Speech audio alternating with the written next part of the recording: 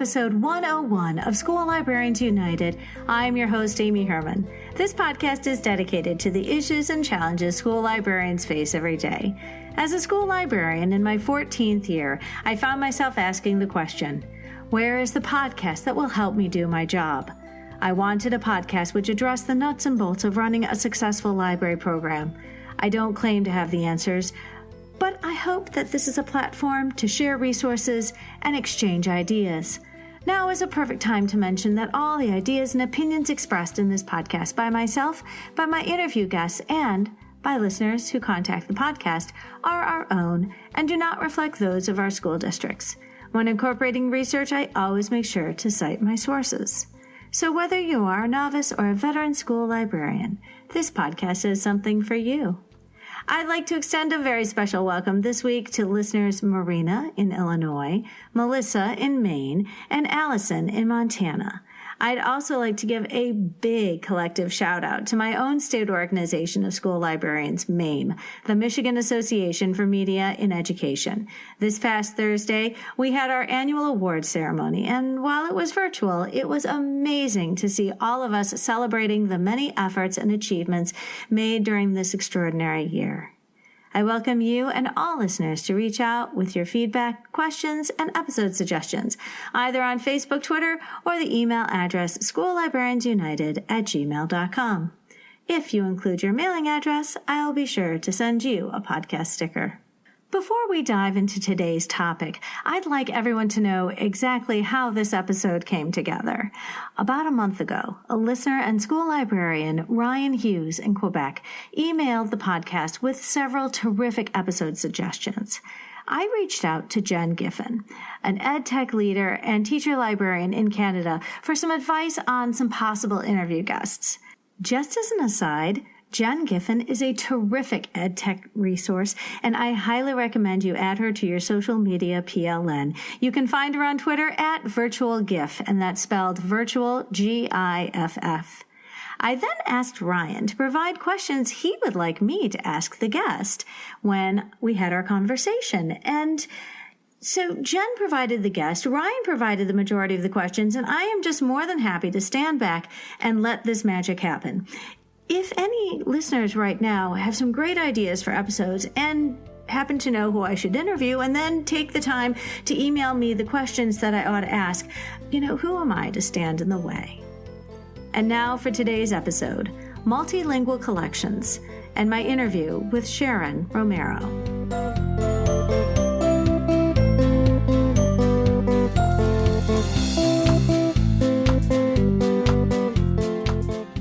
Sharon Romero, I am so excited to have the opportunity to share this conversation with listeners today. Welcome to the podcast. Thank you. Thank you for having me. I'm very grateful that you can share your expertise with us today. And I've always wanted to pursue an episode on multilingual collections, but a listener asked specifically for assistance on this topic, so I had to move this conversation right up to the top of the queue. That's great. I do want to ask you about building a multilingual collection. Could you first describe your school? Okay, great. So our school is multilingual. About a third of our population is in the French immersion program. So what that is students who have been in the French program since grade 1. So it's predominantly French. Now it's changed, but when it originally started, it was all French with very little English until they got to high school. And so that's about a third of our population.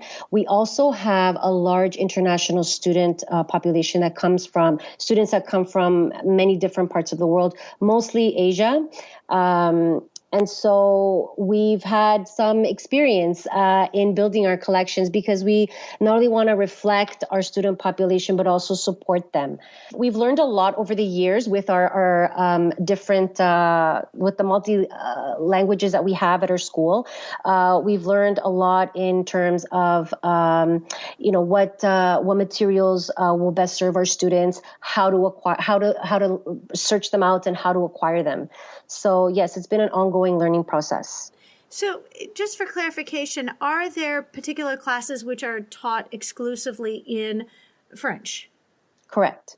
Okay. So in high school, when they get to high school in the French immersion program in Ontario, the students need 10 what we call French immersion credits. So four of the courses will be French language, vocabulary, literature, grammar structures, and then the other ones are their electives. So they will be taking geography in French, history in French, phys ed in French, believe it or not, because we have a great leadership course in the phys ed department, business in French, tech in French. So yes, we do teach courses in French. And that is a requirement for graduation, by the way. So out of the 30 credits that you need to graduate from an Ontario high school, if you're a French immersion student, in order to get your certificate, you need to have been successful in 10 of those in French. Wow. I've got to imagine the vibe in this school is really, I wish I had an opportunity to work in something like this, but I'll be honest, I never have. So, which is why I'm glad you're here. So myself, I've worked in schools which support students who speak different languages. In fact, one of my high schools, we counted, and there was definitely more than 20 different languages spoken by students. And it was fun because, we have like an international day and kids could bring things to feature their favorite foods and dancing and local celebration of culture and customs. And it really was wonderful to have all those different languages being spoken in the halls. But, you work in a dual track program, which means that the school's guiding principles require this presence of a second language being taught parallel to the English classes. So let's focus on how that is reflected in your library. When your students come, can you tell us first of all about the grade levels that you're working with? And are you as well speaking French when you teach in your library? So the grades at our school, at Langstaff Secondary School, are from grade 9 to 12. And when they come into the library, to the Learning Commons, there's actually a pillar where students have painted welcome, bienvenue, and bienvenidos, because those are the two languages that we teach, French and Spanish at the school. And yes, I was a former French teacher. I actually taught French and Spanish there for about 13 years, I think. About 11, 13, it's all a blur.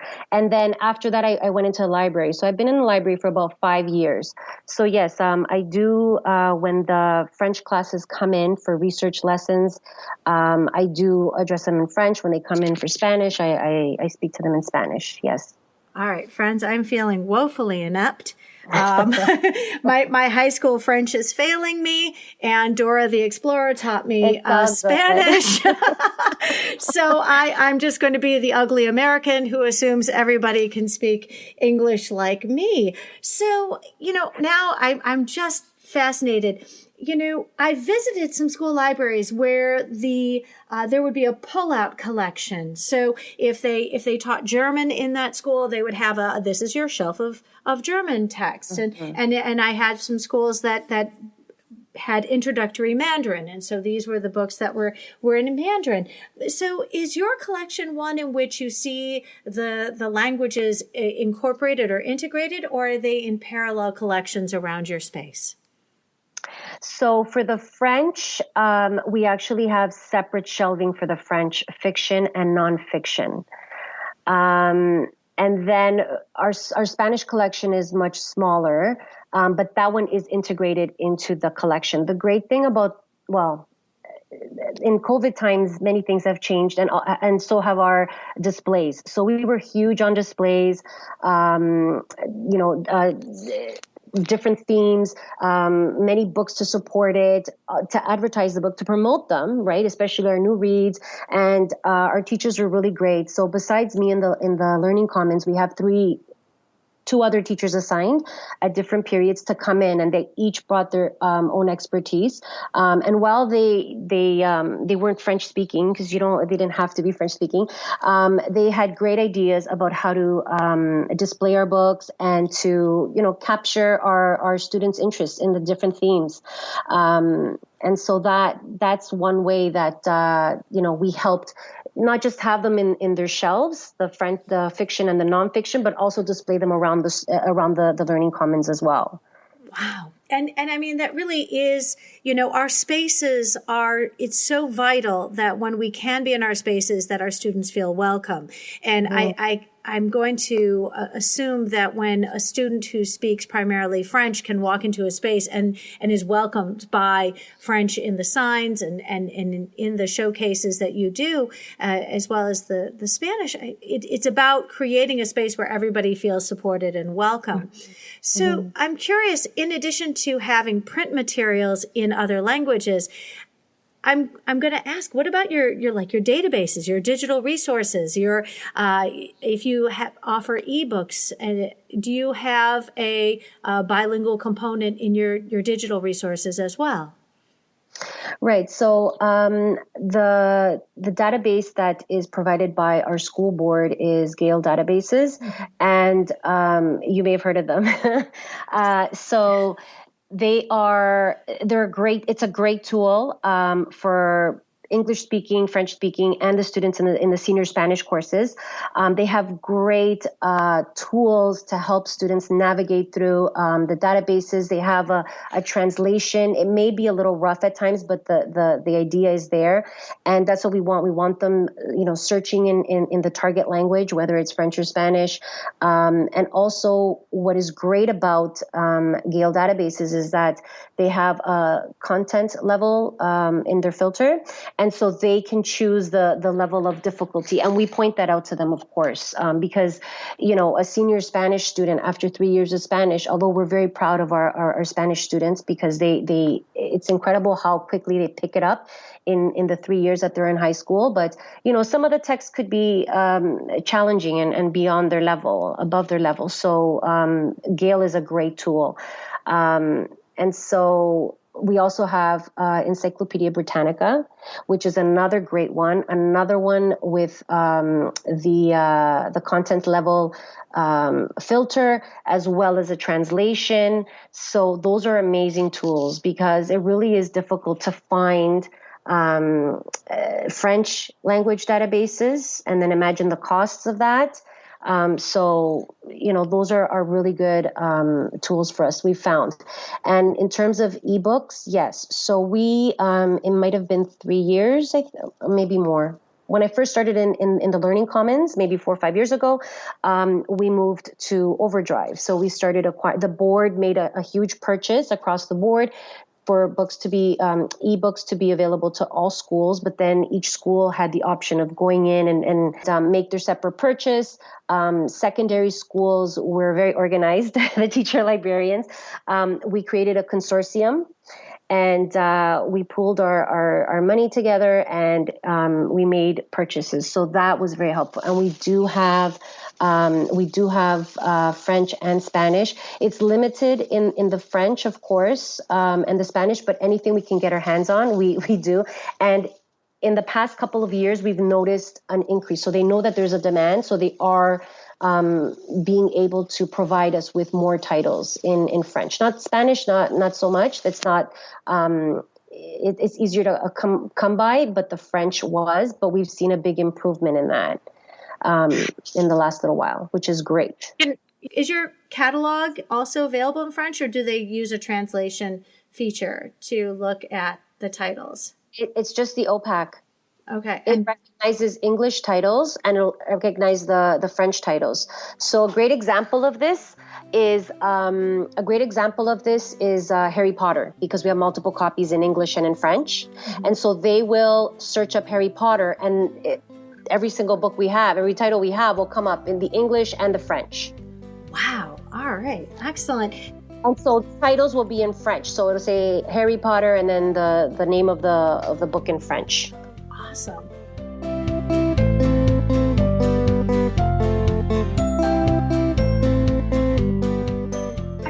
it's wonderful because then you can have the two side by side, and it certainly makes it easier for your students to find what they're looking for.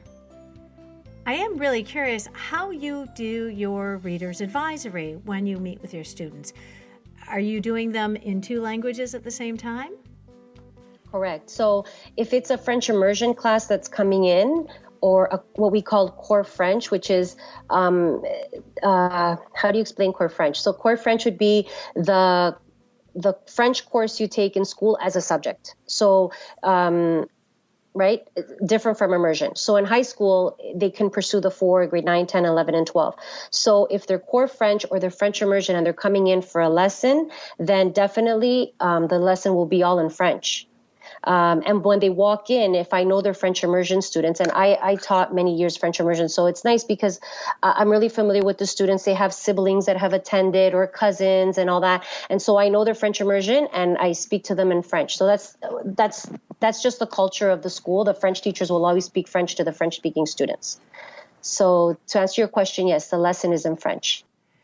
I am not afraid to admit that when I'm trying to do my purchasing, I try to keep the process as simple and as straightforward as possible. And that's really more because I'm purchasing for multiple buildings. But when you're trying to support and build a multilingual collection, I'm guessing that there are a lot of different publishers that you use, and to keep track of the publishers in one language is challenge enough. To try and keep track of publishers in this case French and Spanish would also present an interesting challenge. I can't imagine how you do it. So a couple of things. So in Canada, we have I don't even know if it's Canadian, Orca. So the Orca Publishing, they are amazing. They have French titles. They have fiction. They have a little bit of nonfiction, and they have a variety of themes. So that's a great place to start. And they're always, sending information of their new titles. We have a program in Ontario, in Canada, in Ontario. In Ontario, we have a program called the Forest of Reading. And it's actually something that's put on by the Ontario Library Association. So in a nutshell, it's a reading festival that happens over the course of a year. So for instance, in October, we would have had the nominees for 2021. Okay. So there are many categories. So the category that pertains to high school is White Pine, which are novels geared towards grade 9 to 12 students. Then you have Red Maple, which is elementary, higher elementary. Then you have Silver Birch. Are you familiar with the Forest of Reading? No, I've never heard of this, and I just really want to learn a lot more. And how fortunate to have this program in place where your students can benefit. So please, I'd love to learn about it. We have, of course, a French component. And I believe there's about 3 levels, 3 different categories based on age, number of pages. And what's great about this is that every single author that's involved is a Canadian author. So it promotes Canadian authors. It exposes children from K to 12 on a variety of topics because the themes are just so diverse. I can't tell you. They do such a great job of really representing our community, right? Like our school communities, diverse topics. And they also have nonfiction titles, which are good. And I'll tell you why. I mentioned that we have international students coming to our school. We have quite a number of them. And because of COVID, some of them weren't able to come back, etc. So what's great about these books is when they're at the level 1 of English as a second language, Silver Birch creates non-fiction books that are simplified but not picture books. So it's great. I mean, they have topics like physics, water conservation, really amazing topics that gets those students reading about real life topics at a level that's more appropriate for them. So those are 2 great resources in terms of, what's out there, what's new. Also, I have to say, when it comes to the languages, specifically having a very good working relationship with the Moderns department. So our Modern Language department, the head of the department and the teachers in that department are always looking for new resources, and they make book suggestions to me, or I have on our website, we used to have it in the actual learning commons. When you walked in, you could fill out a piece of paper and suggest a book. But now we have something online because we can't. I didn't mention this before, but the students are not allowed in the library now. So for now, we don't have students coming in. So yeah, having that close working relationship with your languages department is great, because they're always looking out for new titles and resources to really develop our programs and to support our students. The wonderful thing, I've been mentioning collaborating with your Modern Language department. The really great thing about that is, we had a conversation a couple weeks ago about virtual collaboration and how we are trying to build those supports with our teachers, especially remotely. And it sounds like when your modern language teachers help you build these multilingual language collections, you are more likely to get their buy-in or them to participate in your programming because they are more invested in the collection that they helped you curate. Yes, 100%. I began to, take a look at the collection, refresh the collection. And so we made decisions at the teacher level. But what we did was we put a survey out to our French immersion and core French students, and they really love that. We asked them, what kind of books would you like to see in French in our library? Do you want to see specific French authors, or do you want more translations like The Fault in Our Stars, for instance, or more Harry Potter and stuff like that? So that really gave them a voice, and they were very they were very happy to have been asked, and they were checking out the books. They were borrowing them because they were it was their decision that got that book into the Learning Commons, and that was very important to them. I know that I would appreciate, and I know there are listeners who would appreciate, a link in the show notes to this Forest of Reading program, which is offered through Ontario. 100%. Yes, I'm happy to. And I didn't finish with the Forest of Reading story. So why ever not? I've been interrupting. There's so much to talk about. Over the course of the school year, the students read the books, and then many schools join the Forest of Reading Club. So what happens is students read the books, they keep track of how many books they've read out of the 10, depending on which category they belong to. And then there is a year-end festival in May at the waterfront in downtown Toronto, where they have many, I'm not going to say all, but almost all the authors that have, that the children have read, their stories are there for workshops, they have a platform where they present them all, and their favorite pick, because they all get to vote which was their favorite, and they're awarded. It's like the rock concert for readers. It's incredible. There's giveaways and there's music, and you have little ones from K to 12 going, and they're so excited. It's a really great festival. Well, I can honestly say I'm just jealous because we love Toronto. Living just outside of Detroit, we're really just 5 hours from Toronto, and it's actually a favorite destination for our family. We love the city. It is just a wonderful international space, and it's got so many things to do and great musicals that come through. And, I can only imagine that this festival is very well received. And, this Forest of Reading, it feels to me like it's a great way to build a culture of reading that spans the entire province. And I'm curious because I wonder if the other Canadian provinces have an equivalent to your Forest of Reading.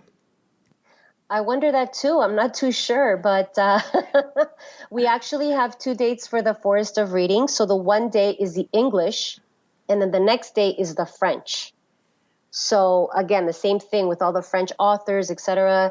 It's a huge party and just a celebration for reading, and really, really engages students. I love the idea of the city of Toronto hosting this celebration. And it sounds like that they're bringing in these authors. And, I know when I've talked to librarians before, having authors where the students get to meet the author who wrote the book that they've read. And, this is such an expensive undertaking when schools have authors come to visit them. But it sounds like that this, Forest of Reading program is one which is funded outside of your school budget. You don't have to, invest in bringing these authors in because they're going to bring in the authors for you. Right. Yeah. And so there is a fee for attending the festival. I mean, it's a nominal fee, but you're right. What you're getting access to all the authors, and the workshops are always so, they're interactive. They really inspire students to continue reading and even writing.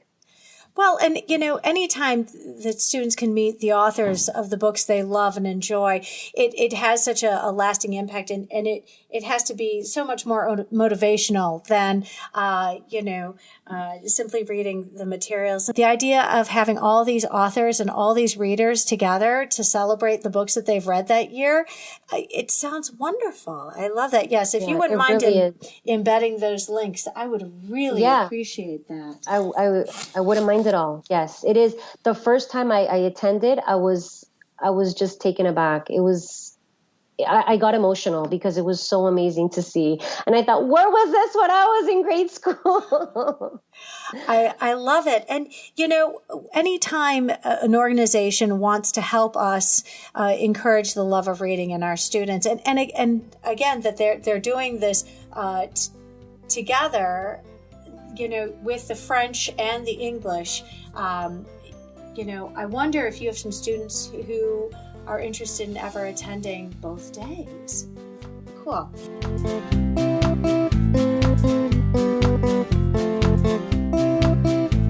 So one of the questions my listener wanted to ask you was, some districts and regions determine ratios of how much language materials or, what portion of your collection is dedicated to languages other than English. Can I ask you, do you have that sort of expectation in your collection when you build it? What percentage of your collection will be done in other languages other than English?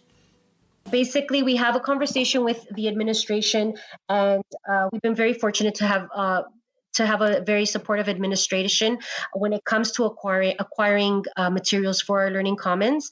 I don't have an exact percentage per se, but it would be higher, a higher percentage for the English, followed by the French, and then followed by the Spanish. So I may go in there with a proposal, but then there is flexibility there if we find more materials, because not every year we're going to acquire as much, right? Depending on what themes or what titles we're looking for. So yeah.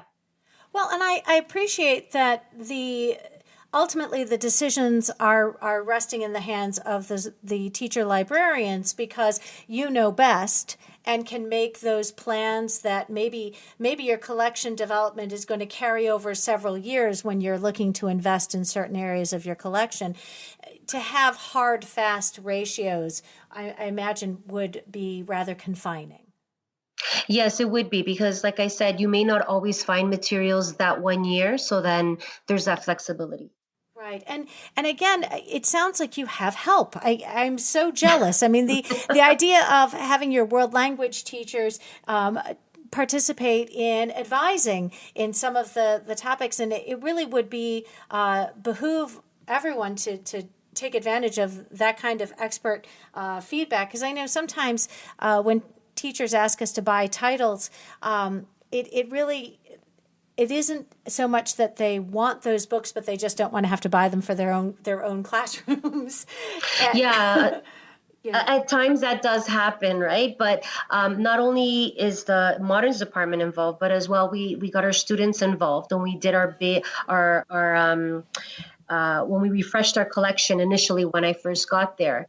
And like I said, we still have that option. And then what was nice about that was that the grade 9 French immersion classes started coming in for book selection, for reading for their leisure in French, because they had so many options now to choose from. So that is something that that initiated and still continues until today. Well, and when you see that student demand, it's hard to argue against that. You really do want to make sure that you have the materials there, and once that student fan base it develops, they become some of your best advertisement for the other titles in this case, your Yes. French collection.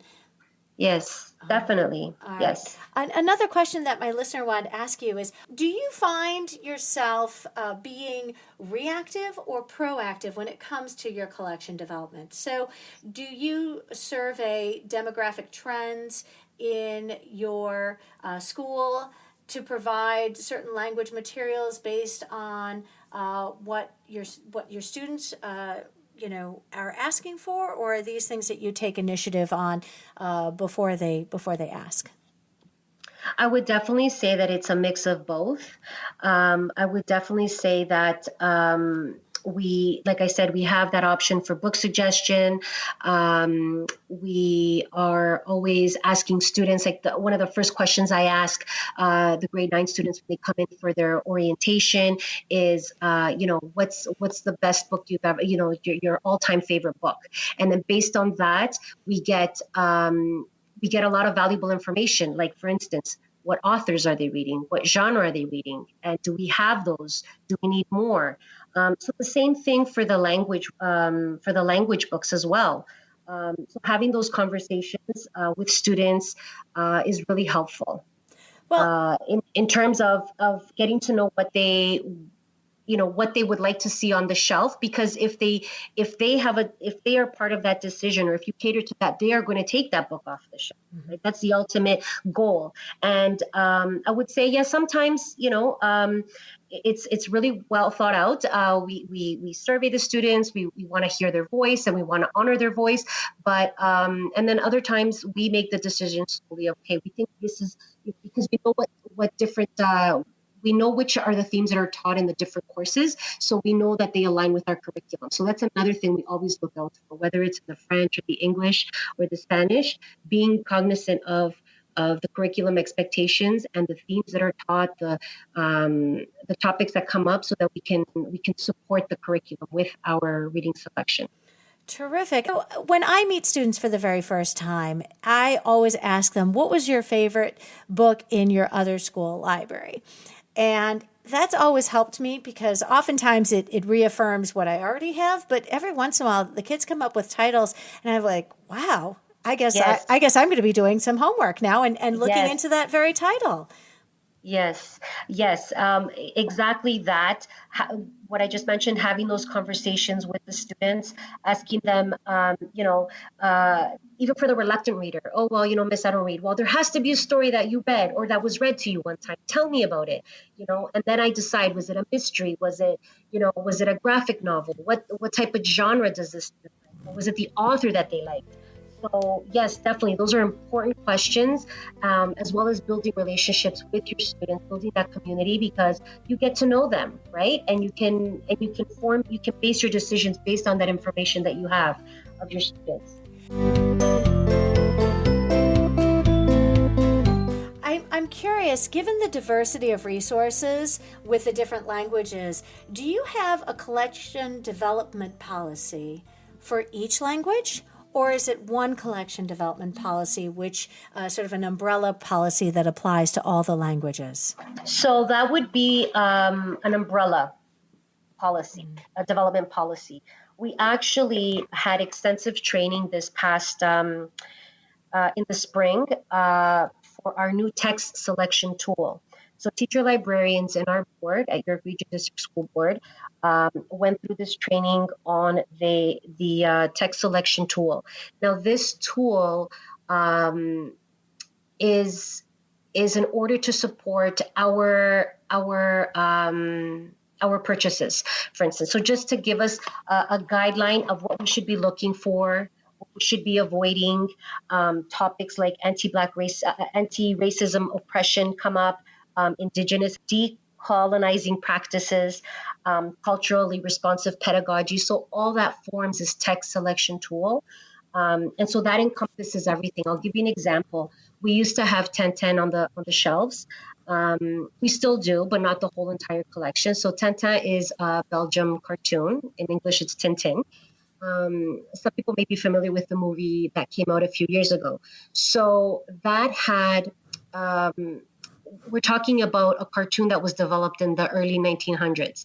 And so let's just say that, physical characteristics or personality traits of certain groups were depicted in a certain way. So obviously something like that cannot be on our shelves today, right? With our diverse communities and our learning commons being and striving to be an inclusive and safe, welcoming place for everyone, we have to really make sure what's on our shelves.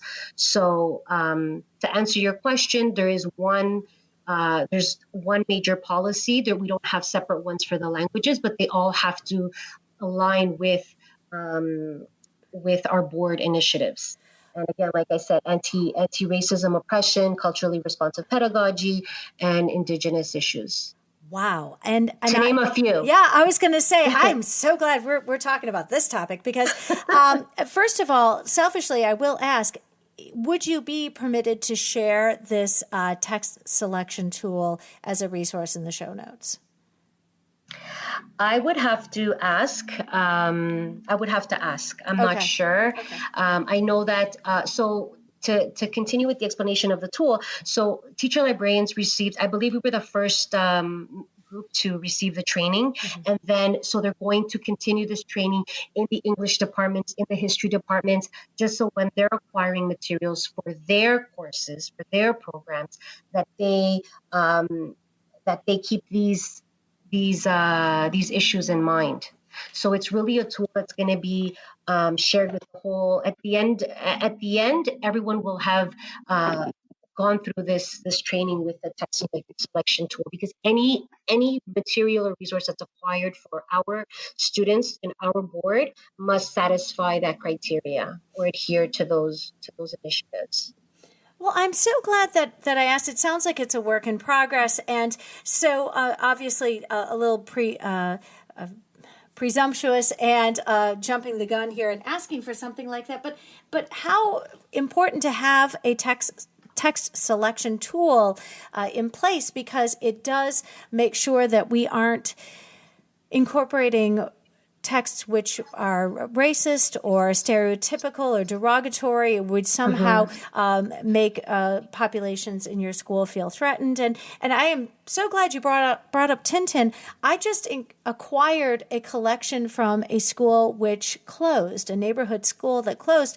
And in the box, I have no less than 10 Tintin books. And at the risk of sounding lazy, I don't have time to go through all 10 texts, but it sounds like this is a very dated and questionable title to be including in. I wouldn't have known that if we didn't have this conversation. So I really appreciate you enlightening me, because I only knew about it in so much that it was an older story, and I didn't appreciate that it might offend. And so I'm glad you told me. Yeah. So we had, sorry to cut you off there. We had it on the shelves for many years, and then it was actually a staff member that approached us, very respectfully, and because the staff member felt, and the staff member was French speaking and felt like this, it wasn't appropriate for us to have, and we totally agreed. Right. And you're going to have those moments as a teacher librarian. I mean, we strive to weed our collection and to update it and to make sure that it reflects our community. But there may be those moments, and they're learning opportunities. Well, and I think to hold on to materials in our collection just because they've always been there, you raise the point that many school librarians do on social media, and that is that we need to disrupt texts. We need to interrupt this idea that because something has become part of the canon, that it has always been in our collections, it's always been included in our common culture, that it should be part of our shared culture. So I appreciate you mentioning that that's also an issue in your collections. Yeah. When students speak more than one language, their ability to read might not necessarily be the same, so that their ability to read a book in English may not, their ability to read it in French, those two might be very different. So their reading skills might be different in one language than in the other.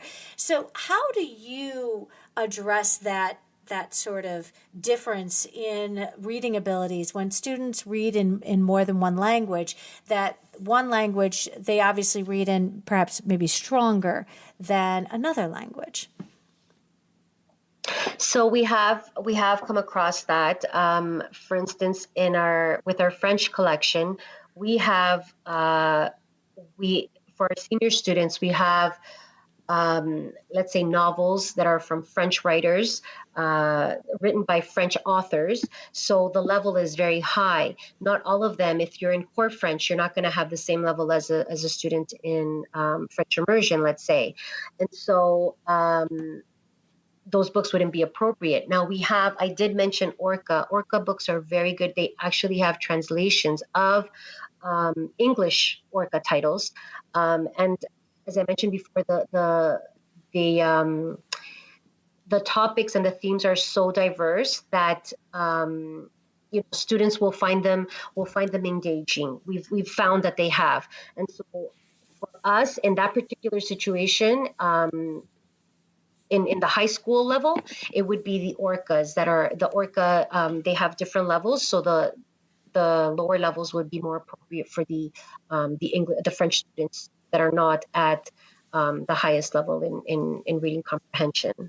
Well, and, as with anybody who's trying to support students in, whether it's elementary or middle school or high school, the challenge is always trying to find students, books and match them with our students and so in the hopes that they find them engaging and appropriate for their, not just their reading level, but their interest level. And I think that's a challenge that all of us face.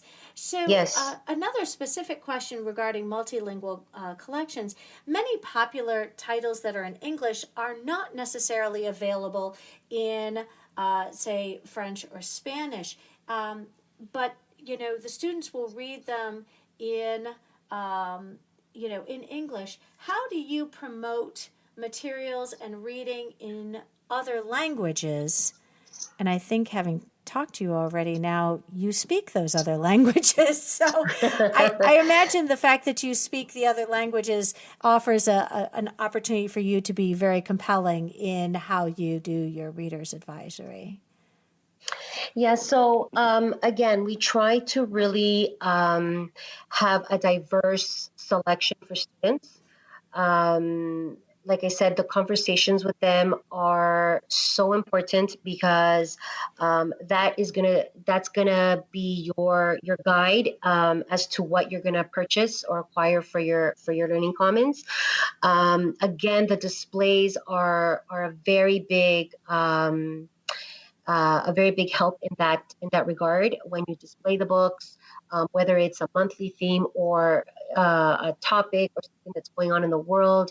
I mean, I can't think of any at the moment, but we've had them over the years, and just making them readily available to the students, and just trying to find as many diverse topics as possible from diverse writers as possible to try and engage them.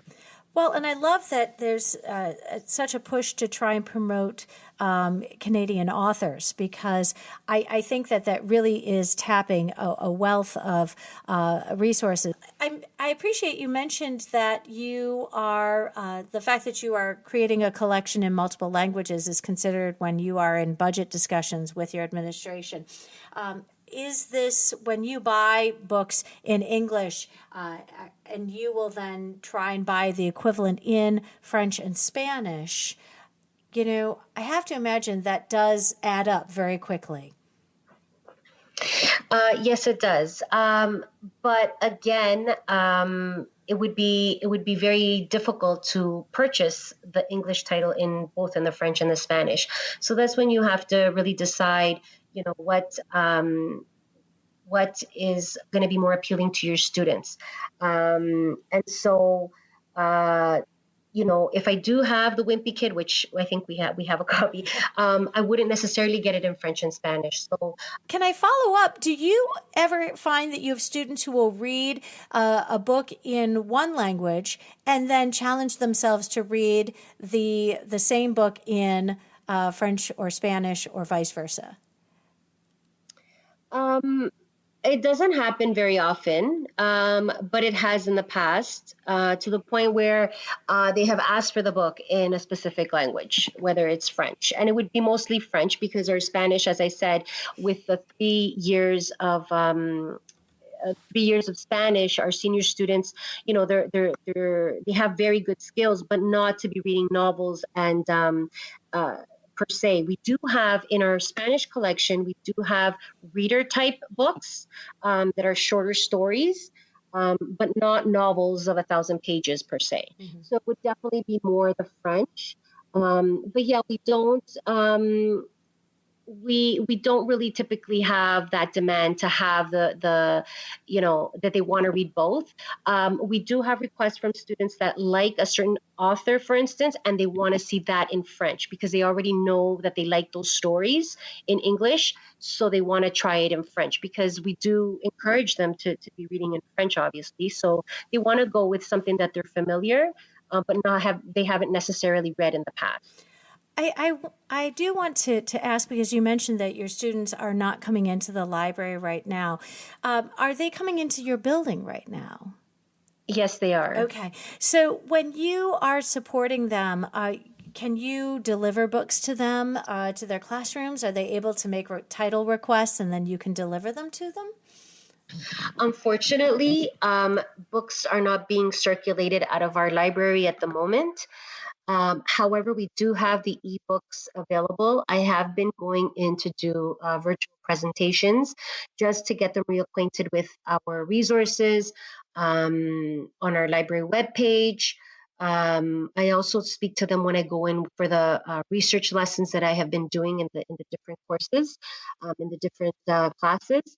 But unfortunately, at our school, that is not happening right now, of them coming in and checking out books. But they are checking them out through the ebooks. So we just pull their stats, and they have been going into the digital resources. Well, I know that listeners right now are nodding their heads because so many of us, if we're lucky to have students, we're not able to circulate the collection. And so for some of us, we're allowed to circulate the collection, but the students aren't in schools. So, it is, we are all finding ways to adapt in this pandemic. Sharon Romero, I am absolutely delighted we could have this conversation tonight. Could I ask, would you mind sharing with listeners where we can follow you on social media? Sure. So on Twitter, we're at LSS_LC. And on Instagram, we are Langstaff Learning Commons. Wonderful. I wish the best for you as we go into this winter, and I hope very much to hear that your program emerges in 2021 all the better for it. Thank you very much for having me, Amy. It's been a pleasure.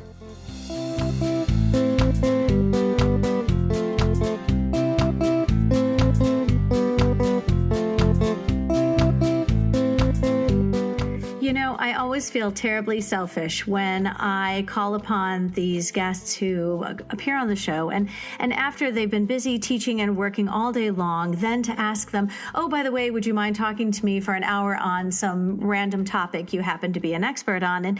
And Sharon Romero was no exception. She is gracious and incredibly generous with her time. And, I really, truly appreciate when someone is willing to subject themselves to all my questions and answer them in a way that is so incredibly useful and helpful to listeners who really could use the advice.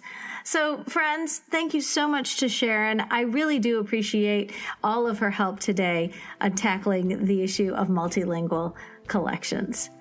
If you found this episode helpful, please share it out with your team, your PLN, and on social media. The topic of our next episode will be District Librarian and my conversation with Lisa Brakel. I hope you will tune in.